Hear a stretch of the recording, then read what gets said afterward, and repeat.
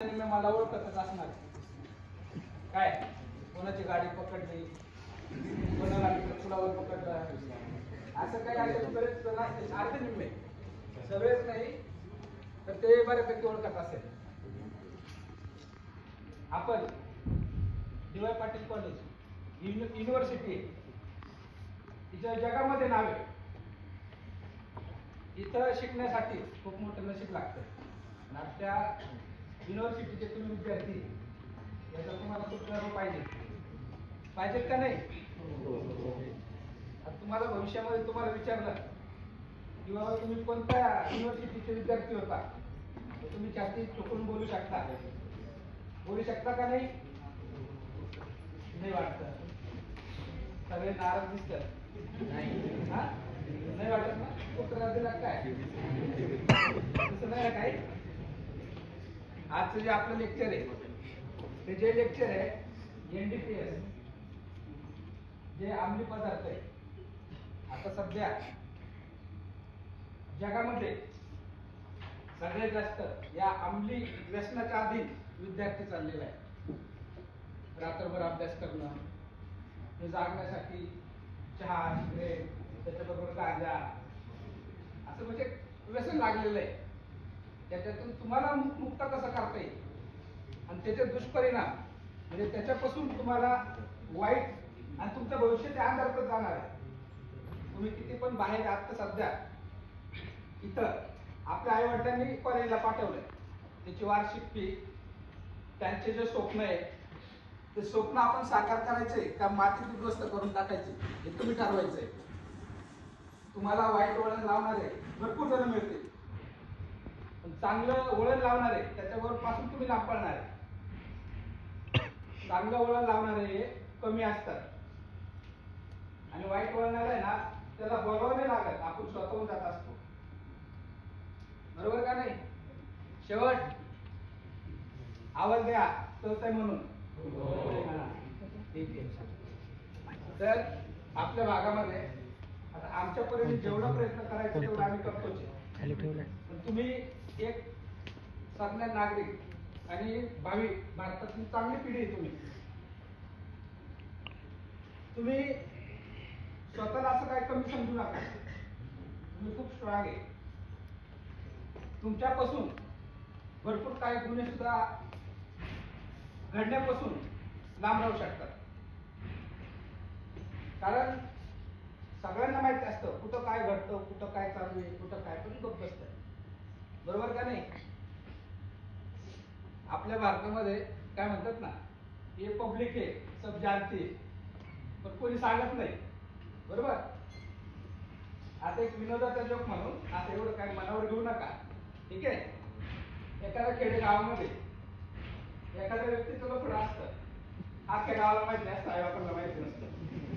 बरोबर का नाही? बघा कसं स्माईल आलं.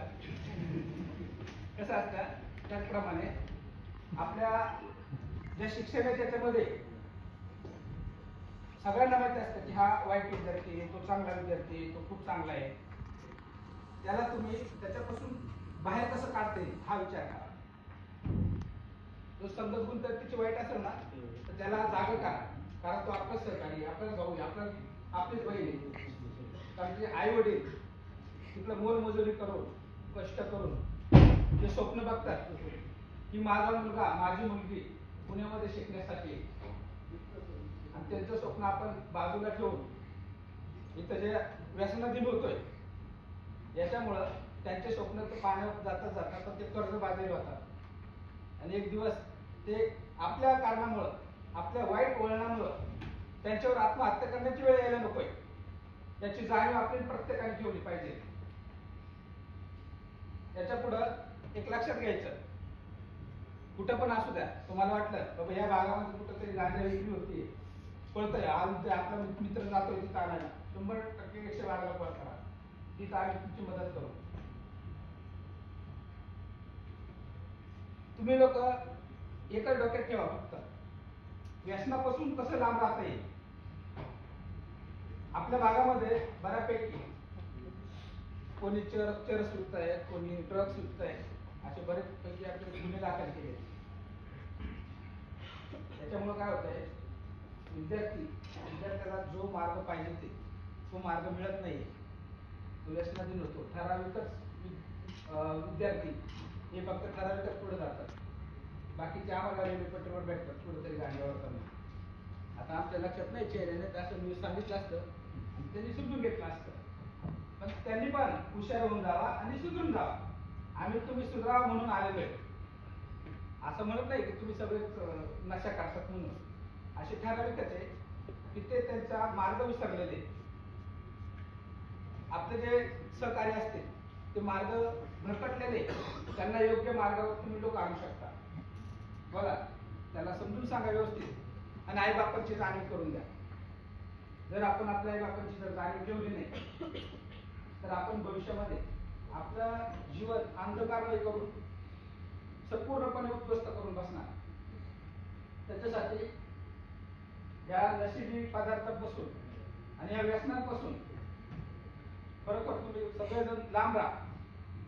याच्यातून फक्त आपल्याला कसं काय चांगलं काय करता येईल, कसं आपल्याला व्यवस्थित राहता येईल याच्यावर चांगल्यापैकी लक्ष द्या. आपल्याला आपलं खूप मोठं नशीब झालेलं आहे की बाबा भविष्यामध्ये आपण असे काही निर्णय घेऊ शकतो की त्याच्यापैकी खूप काही चांगलं घडू शकतो. तर आपल्याला वाटत असेल की नाही बाबा आपल्यामुळं काय होऊ शकत नाही किंवा काय नाही, पण तसं काय नाही आहे. सगळ्यात जास्त पॉवर म्हणजे विद्यार्थ्यांमध्ये असतो, लक्षात घ्या. भविष्यातले तुम्ही IAS IPS चांगल्या पोस्टवर जाणारे आणि पॉलिटिकल पण तुमच्याच पैकी असणारे. तुम्ही काय स्वतःला कमी नका समजू, फक्त व्यसनापासून लांब राहा. तुमचं भविष्य खूप उज्ज्वल राहणार आहे. याच्यावर तुम्हाला जर काय पटत असेल, काही घेण्यासारख्या गोष्टी असतील चांगल्या त्या घ्या, ज्या वाईट गोष्टी असेल त्या बाजूला टाकत जा. आणि समाजामध्ये तुम्हाला फिरताना सगळ्या प्रकारचे व्यक्तिमत्व सगळे भेटणार आहे. त्याचं चांगलं काय आहे ते गुण तुम्ही घ्या, आवर्जून घ्या. वाईटापासून त्याला पण लांब करा, तुम्ही पण लांब राहा. तर एखादा विद्यार्थी सांगतोय बाबा नाही हे काय नाही तर आले 2 दिवस बोलणार, येऊ द्या आपल्याला तिथे पकडणार, काहीतरी हे करणार आणि सोडून देणार, तसलं काय डोक्यात घेऊ नका. आमचा एकच उद्देश असतो. आणि विद्यार्थी काय करतो, दूर लांबून येतोय, शिक्षणासाठी येतोय. आणि शिक्षणासाठी आल्यानंतर तो काय करतोय की नाही बाबा मला अभ्यासामध्ये थोडं तरी आलेलं आहे, टेन्शन आहे, घरचे मला बोलतात, घरचे माझ्या पाठीमागे लागले लग्न करून घे, असे पण असतात. सांगतात ते डोक्याला आमच्या टेन्शन येते म्हणून. तसं काही नसतं. तुम्ही शिक्षणासाठी आले, शिक्षणाकडे जोरदार लक्ष द्या आणि चांगल्यापैकी कसं तुम्हाला तुमचं भविष्य स्वतःचं भविष्य चांगलं कसं करते त्याच्यावर तुम्ही हे करा. आणि जर कोणी डिप्रेशन मध्ये असेल, डिप्रेशन मध्ये राहून ती व्यक्ती स्वतःचं पाऊल उचलत असते, हे पण तुम्ही त्याची एक जाणीव करून घ्या. एखादा कसं असतं, एखादा विद्यार्थी असतो तो कंटिन्यू डोक्यामध्ये असं काहीतरी विचार करत असतो आणि निगेटिव्ह एनर्जी त्याच्या आत्मसात करत असतो. त्या निगेटिव्ह एनर्जीमुळे काय करतो, तो एकांत बसतो, स्वतःच्या जीवाचं काहीतरी करून घेतो.